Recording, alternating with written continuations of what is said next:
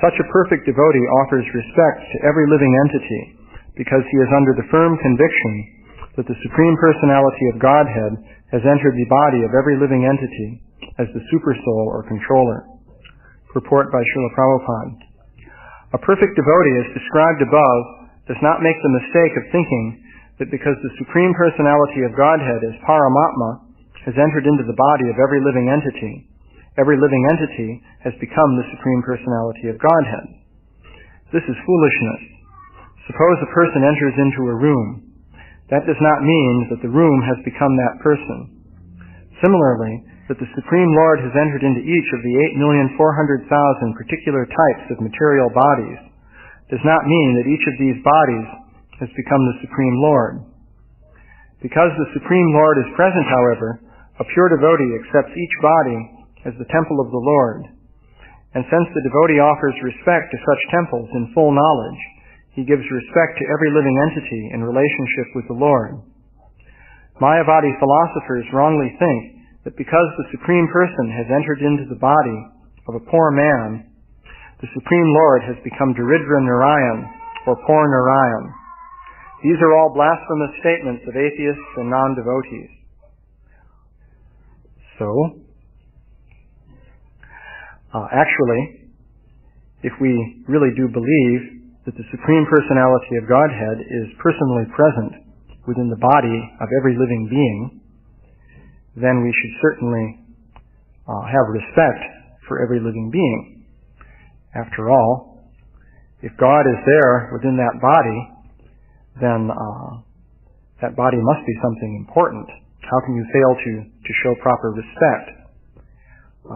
Yet even though one may theoretically believe this, there's a tendency to forget it under appropriate circumstances. In any case, it is stated here that the Supersoul is present within the body of every living entity. In particular, the word Ishvara is used to refer to the Supersoul. The actual fact is that the activities of the body of the living entity are actually directed by the Supersoul. It is stated in Bhagavad Gita that the individual living entity is riding on the body, which is compared to a machine made of material energy, yantra rudani maya ya. And the supersoul is like the driver of that machine. If you think of the machine as an automobile or something like that. The individual living entity is like the passenger. So actually the activities of the body are under the control of the supersoul. This has quite a number of implications. The one important implication is in regard to modern scientific thinking, is that the body is not strictly following the laws of physics. This is of some importance because there will be people who will try to say that everything in nature follows the laws of physics, and these are the laws of God. So in that sense, everything in nature is following the directions of God. So they will say that this is a theistic view. But in actual fact, the body is not following certainly the laws of physics, because the laws of physics make no provision for the supersoul to control the activities of the body. Unless you want to say that whatever happens according to the laws of physics is what the supersoul directed the body to do. But that's certainly jugglery of words. In actual fact, however, the supersoul directs the activities of the body in a very personal way. First of all, free will is also a reality. We do have free will. At the same time, we are conditioned by the modes of material nature. So therefore, this question of free will becomes a very delicate one. If one wants to understand properly what's going on. Basically, the way things work is that we do have freedom of choice, but at the same time we are constrained by our choices. You can see that in the example of somebody who, let us say, decides to take a certain flight on an airplane. So up to the point that he gets on board the plane, he has the opportunity to make a decision as to whether to do that or not. But once he's on the plane, he can't change his decision, unless, of course, he wants to open the door of the plane and jump out or something like that. And of course, that also would have some drastic consequences. Or another example, a person decides to jump off the top of a 20-story building. Once he's made the jump, then he actually is acting according to the laws of physics at that point, accelerating at approximately 32 feet per second squared. But he did have the choice. So we have choices, and because of that, we're responsible for our actions. It's also stated in Bhagavad Gita that Krishna does not take responsibility for anyone's actions, even though he's guiding the body as the super soul. So you might say, well, if he's controlling what the body is doing, then why should we accept responsibility for what happens? It's being done by God. Likewise, if what we're doing simply happens according to the laws of physics, and thus it's determined by those laws, then again, why should we take responsibility? Because after all, one could say that this bundle of atoms is merely doing a certain thing because of the forces, physical forces and so forth that are acting. So, what question is there of responsibility for actions? What's going to happen is what inevitably must happen according to the particular forces and subatomic particles and so forth that are all interacting together.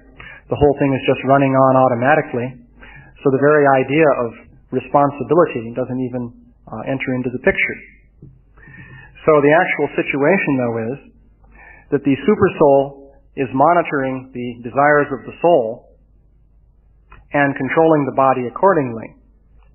So therefore, the soul is repeatedly being given choices of how to act, to go in this way or to go in that way. And therefore, the soul is held responsible for its choices. So there's freedom, and with freedom, there's also responsibility. So this philosophy of Krishna consciousness actually provides a reasonable solution to the question of free will and responsibility. The modern scientific point of view doesn't enable one to resolve that question in any sort of satisfactory way, because there you're just a bunch of atoms and you're doing what the atoms do according to the atomic forces, and that's it. So you're just a big chemical reaction, that's all. So that means modern science actually totally undermines such ideas as morality, responsibility, ethics, and so forth. But of course many people don't like to admit that. But nonetheless that is the case. So the supersoul is directing the body in a personal way because it is directing it according to the particular desires of the spirit soul. So that means the living being is a combination of the transcendental elements, namely the soul and the supersoul, and then subtle material elements, subtle body of mind, intelligence, and false ego, and then finally the gross body of earth, air, fire, water, and ether. So the common material conception is that there's nothing there but the gross body. But actually, many things are going on apart from just the gross body. So this action of the supersoul in directing the activities of the body shows up in many different things that happen in the course of ordinary life. One interesting phenomenon is something called inspiration. It seems that occasionally people will be inspired to do a thing in a certain way, and they'll understand, well, here's how to do it. And if they think carefully about what they're doing, they'll realize that they don't really know actually where this idea is coming from. So The old word in English for this is inspiration, which literally means to breathe in. So the idea is that the concepts or thoughts are coming from another source. In fact, the Supersoul is providing these thoughts and ideas, and the Supersoul will do that in accordance with the desires of the individual and also the karma of the individual. That is, there's desire and there's also the question of what one deserves. So you may, for example, desire to have $1 million, but if you don't deserve that, then you won't get it. On the other hand, if you do deserve it and you desire it, then the Supersoul may orchestrate a series of choices and events in which you become a millionaire very quickly. This kind of thing happens. So this phenomenon of inspiration is interesting because there you have ideas occurring which seem to come out of nowhere. And these are, in some cases, quite remarkable. For example, there was a mathematician named Poincaré, very famous mathematician in France at about the turn of the century. So he was working on various difficult problems in mathematics. And he said that very frequently, when he worked on a given problem, he would find that he couldn't get the solution by his conscious efforts.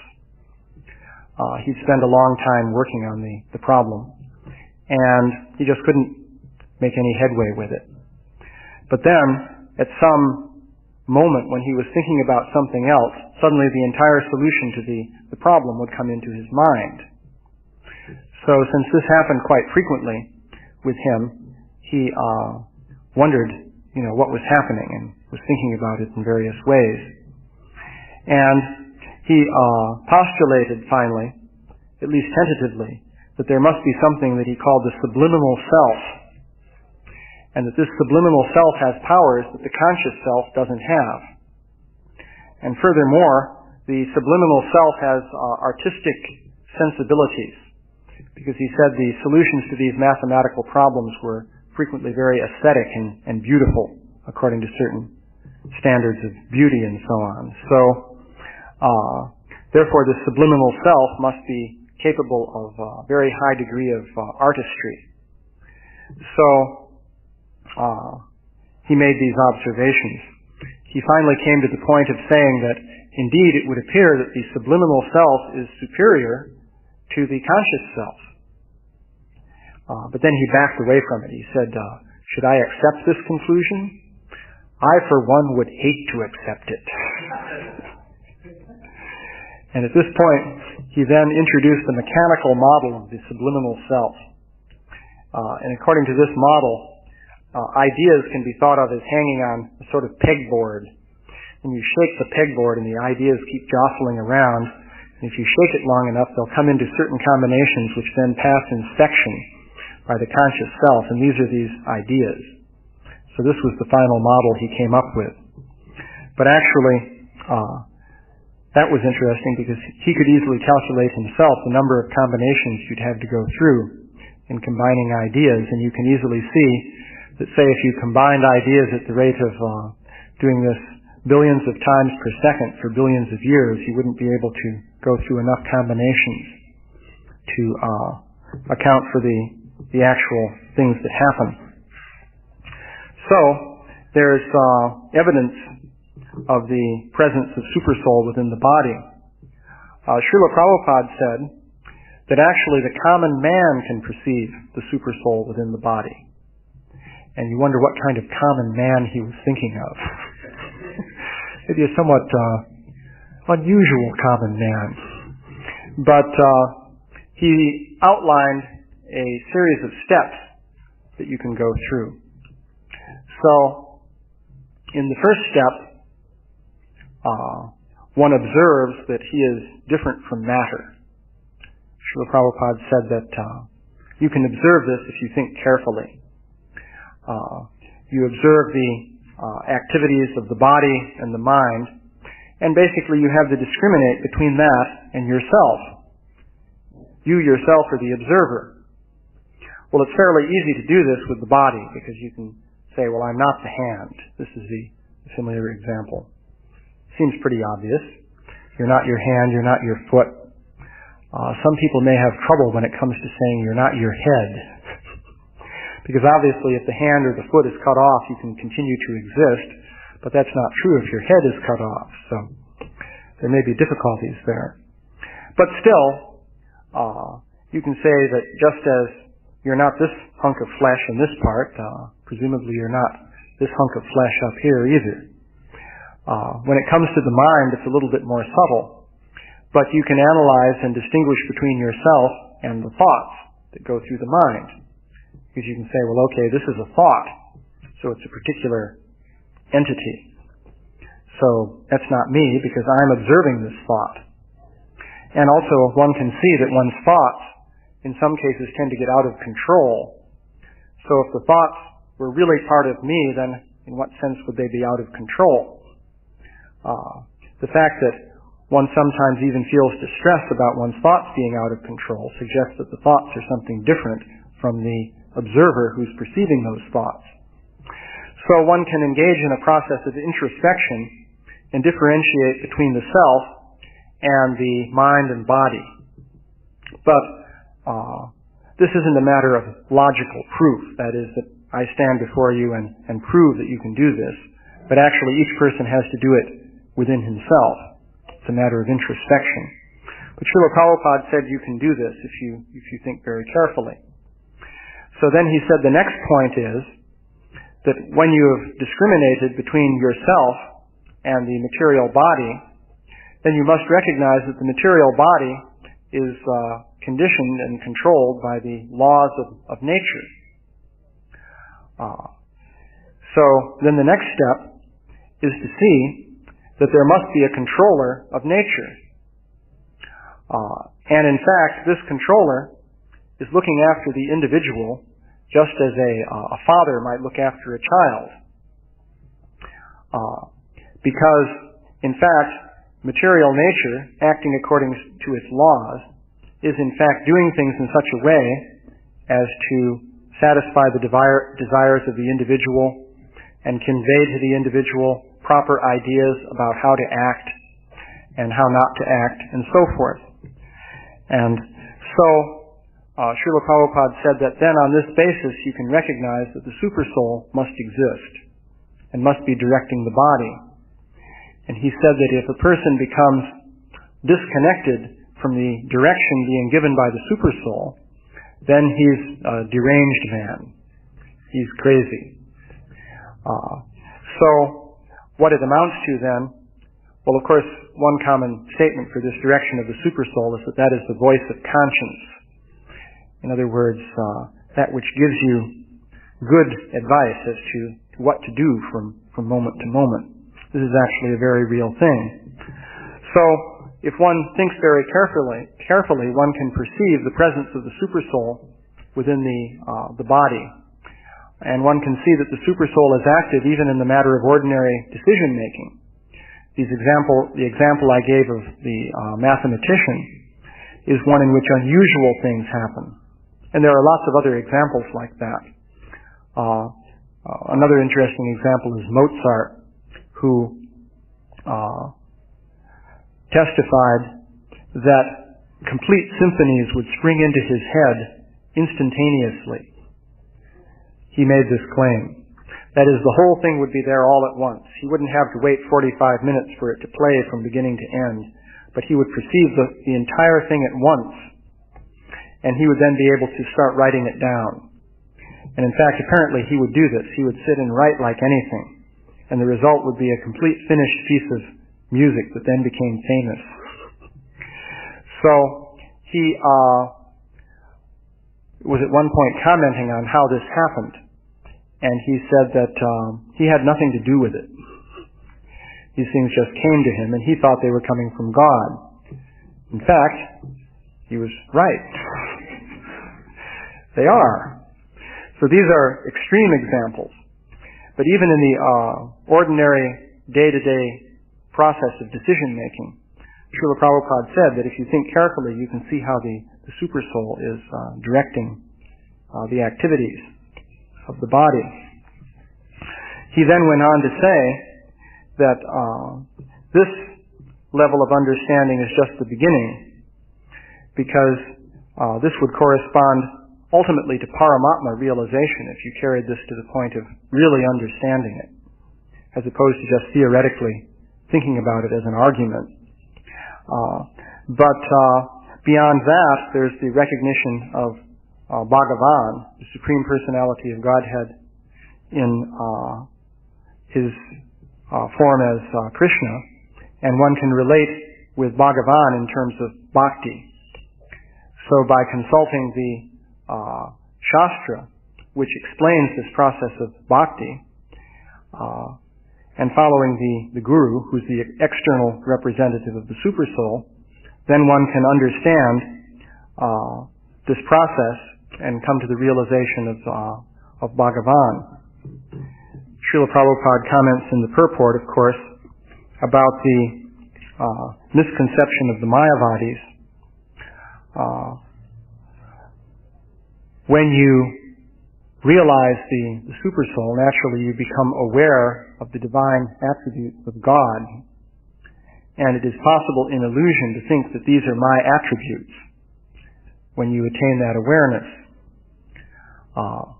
So this is sort of the phenomenological basis for Mayavadi philosophy. There's the theoretical basis, namely the different arguments that are made and so on and so forth. But the basis, phenomenological basis, would mean the basis in terms of what you actually perceive in experience. So it is possible for a yogi, or not necessarily even a yogi, but even an ordinary person, to come to a state of actually realizing some of the divine attributes of the Supersoul who is present within the heart. And then if you make the mistake of thinking that that's me, then that leads to the Mayavadi philosophy. So Srila Prabhupada points out the error in that. And then of course one way of committing this error, one way to do it is to say that, well, it must mean that I'm God, therefore I'm very great. And the other way of doing it is to say it means that God must be very poor. And that's the Daridra Narayan concept. So, are there any questions? Yeah? This is a deserving desire. I'm mulling over that. And in terms of just in the material category, it seems like there's not a complete division between those two. We are often going as children say, if you want it enough, you can get it. You can achieve something in your life. You just want it enough. And if you just are very lackadaisical about that desire, then you get it. And it is even the whole school of New Age thought about how you can visualize yourself to be rich, and whatever you really want and now can visualize will actually happen.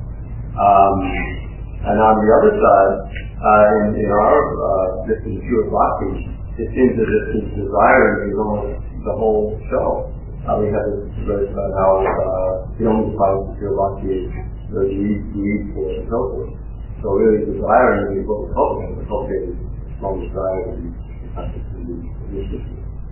So how does this work with this goal? Well, the only thing that I understand there is, his question is that desire seems to have a very powerful role in all activities. Certainly in material activities, desire plays a role. And he mentioned the New Age philosophy that if you want something, if you visualize that and really desire it like anything, then you'll get it, because the idea is you create your own reality. That's the way they usually put it. And then Dravida Prabhu pointed out that it seems that in Bhakti Yoga, it's a similar thing. In fact, you can carry that even further and bring up this business of Raganuga and the visualizing the pastimes of the gopis and so on. It seems you create a mental world that you enter into, and then that somehow becomes real. Actually, in general, meditation, just like even meditation on supersoul, the yogi visualizes the form of the supersoul, and then finally the supersoul actually becomes manifest. So what's going on there?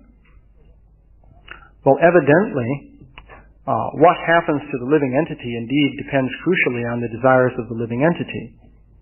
Basically, desire determines action by divine arrangement. So man proposes and God disposes. So that's the way it works. So if you don't desire something, then Krishna isn't going to give that to you. After all, why should he if you don't even desire it? This also applies to bhakti yoga. If you don't desire to have some loving relationship with Krishna, then why should that happen? So we're advised to desire that instead of desiring other material things. So the whole idea is that it's a question of how you direct your desires. And there is still, however, a world of difference between the mental imagery that one uses in the course of formulating one's desire, because you could say a desire must have content, and the content is expressed, let's say, in terms of mental images. Because if you don't have mental images associated with your desire, then what is that desire? For example, if someone is desiring to see Krishna, then they're visualizing Krishna. The point then is that there's a large categorical difference between the mental images involved in formulating the desire and what you actually get as a result of the desire.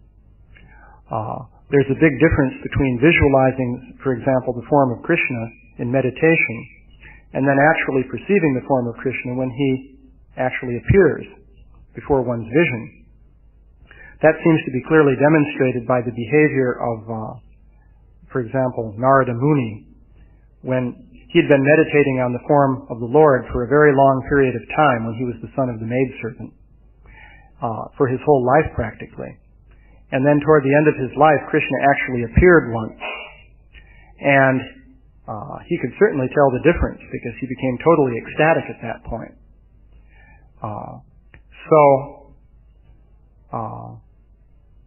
When Krishna actually appears, that's different from the imagery.